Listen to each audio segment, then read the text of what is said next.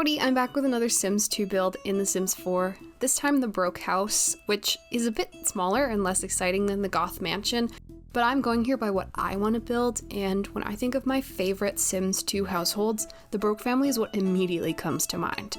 I probably restarted that save at least 10 times, and it's still one of my favorites to play, so that's why I decided to go for this house, although I have to say I'm a little disappointed in that I don't feel I was able to make it as accurate as the Goth Mansion was.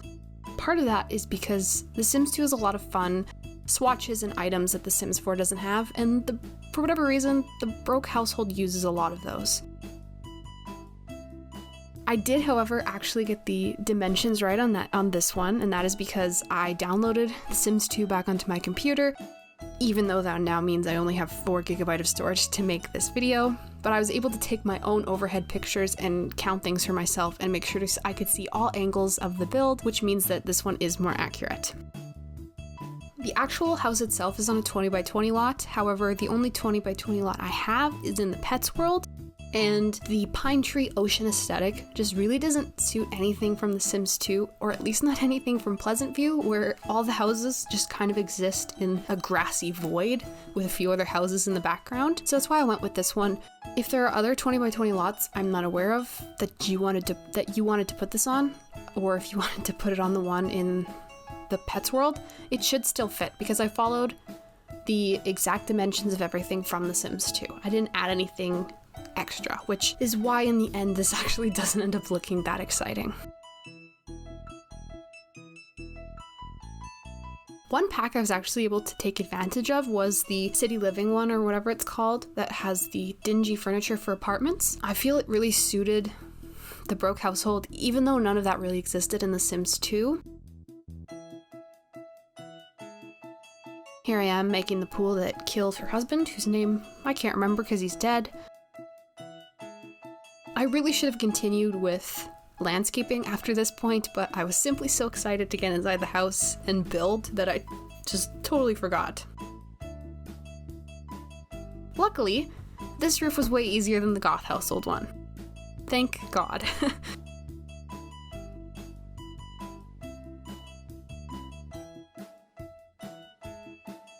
One of the reasons I loved playing the Broke family so much in The Sims 2 is because it's actually so hard. Maybe I'm just bad at The Sims, and I might be, but I found it way harder than anything in The Sims 4 and a lot of other households in The Sims 2. Ever managed to play this household and not had Brandy go bonkers, because that was what the wants and fears system did. Because it's so hard to not have Dustin get arrested or fail in school or get caught sneaking out. And then she also has a toddler and a new baby to take care of, so I actually really enjoy how difficult it is.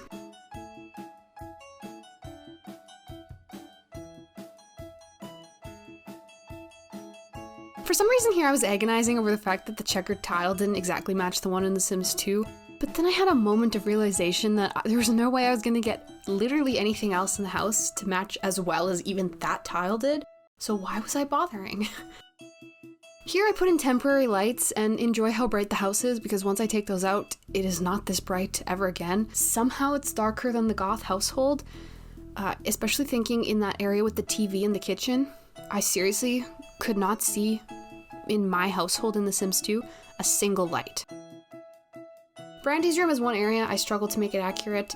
Her carpet was this red carpet with yellow stars, and her wallpaper was bright red horizontal stripes.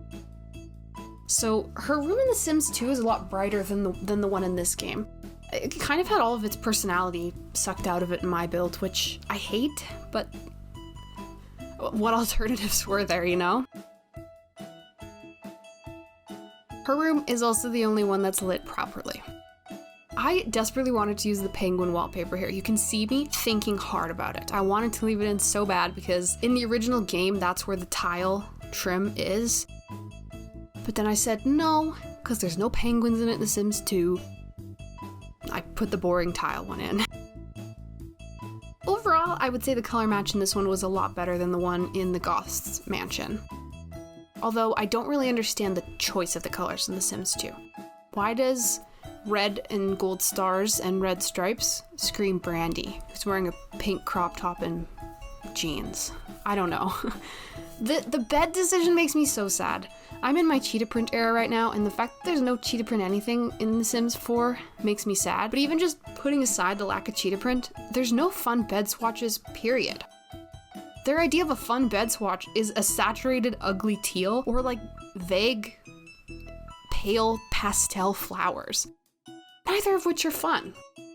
Me personally, if I had to choose between the Sims 4 system for furniture, the Sims 3, or the Sims 2, I would absolutely pick the Sims 2. A lot of people like the Sims 3 color wheel, but for me, it never worked on my computer. It always took so long to open, and then it would super lag. All I want is an option to pick the wood and to pick the mattress. Obviously, you can use CC to do that now, and people who've separated them, but I don't like using CC furniture, so I'm just stuck with whatever ugly swatches The Sims 4 decides we needed to have. For the rest of the furniture in the room, it's also not totally accurate. I went with this wardrobe rather than a set of drawers that visually matched it better because I just love stand-up wardrobes, I'll be honest. In the corner here, there's not many empty vases in The Sims 4, but beyond that, I'll be honest, I usually sing The Sims 2's praises, but whatever's going on in the corner of Brandy Broke's room is pretty ugly. There's an empty vase with 2 vases in front of it with pink flowers on the floor for some reason, specifically on the carpet. I don't get it. I ended up using the rose from the date unlock, because I have no issue using stuff that my Sims aren't supposed to have. The bathtub's also another sad point, but this isn't a complaint because I don't think it's a necessity. But originally in The Sims 2, her bathtub has little paw print decals in it to keep the kids from slipping. It just added a really nice touch of personality that I kind of miss. But again, that's not really a complaint. I'll survive without the pink paw print decals.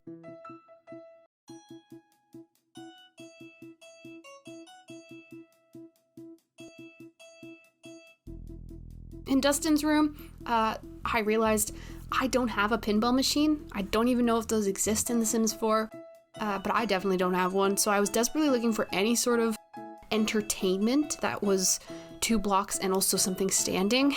I actually almost even put in this kid's art table, even though he wouldn't have been able to use it. But I eventually decided on a 1x1 desk with a computer and a chair because it took up the same floor print, and at least he can play games on it, you know? He has posters in his room as well, but the picture I took didn't include them, so I add those in later. This is also where I realized The Sims 4 does not have a xylophone for toddlers, which I find baffling because it's in all the other games, and maybe I'm just too attached to watching my toddler children bang out the tunes, but I miss it, and it's really weird that we only have blocks for the toddlers to play with.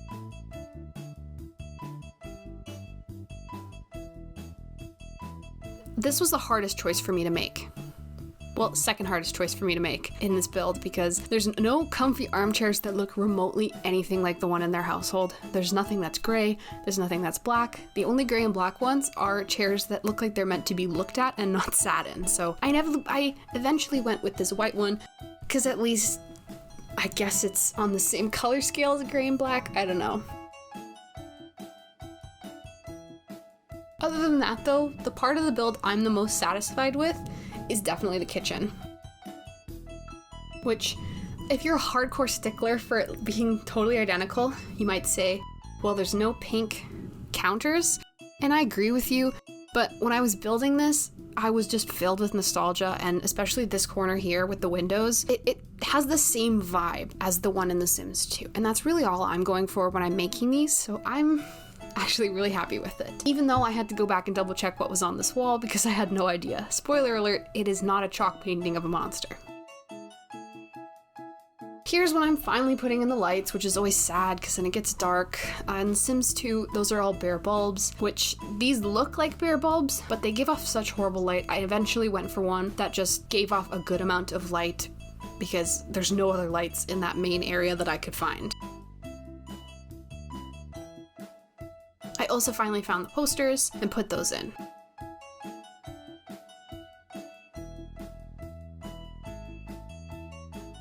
And I was totally off with my initial guess of the chalk monster. There's a neon light here, but after I put it in, I was like, oh my god, that's the Broke's house. I think that's the angle I spent most of my time playing on. So as soon as I put that little cup and parrot on the wall, I was like, yeah, this is it. Here I'm finally finishing the landscaping, and I realize how horrible the fence options are in The Sims 4. Most of them look like railings and not fences, and yes, I maintain there is a difference. This is the only one I could find that looked like a picket fence. It's from the Sims 4 Werewolves pack, so that's what they have. There's no gate, unfortunately, that matches that orangey brown color, but I went with the one that was the closest visually to The Sims 2.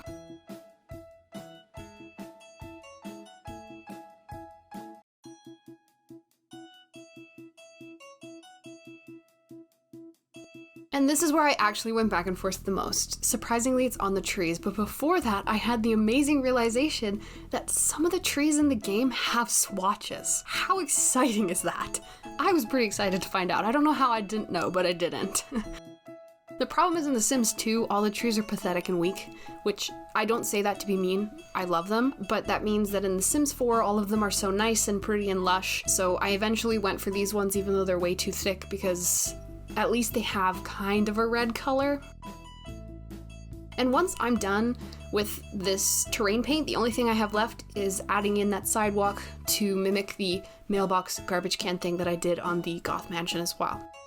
I'll put the tray files for download in the description here, and when I finally update my game, which I've been avoiding since the Infant update, I will put it up on the gallery and you can find it on there, and I'll put the information for that in the description. Otherwise, that's the build done. Quick, easy, not totally accurate, but you know, I'm satisfied with it.